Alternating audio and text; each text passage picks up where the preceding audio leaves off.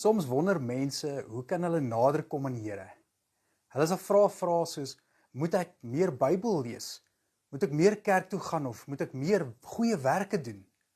Die goeie nuus van God se genade vertel ons hoe dit werk. Efesiërs 2 vers 13 lees, maar nou is julle een met Christus Jesus. Julle wat vroeër ver van God gelewe het nou naby gekom deur die bloed van Christus. Ons het nader gekom deur die bloed van Christus. Nou wonder jy miskien, hoe naby het ons gekom? 1 Korintiërs 6 vers 17 lees, maar wie hom met die Here verenig, is geestelik een met hom. Dis so naby die bloed jou gebring het. Jy is een met Christus. Jy kan dus niks doen om nader aan die Here te kom nie. Glo die goeie nuus en weet dat jy naby is deur die bloed van Christus.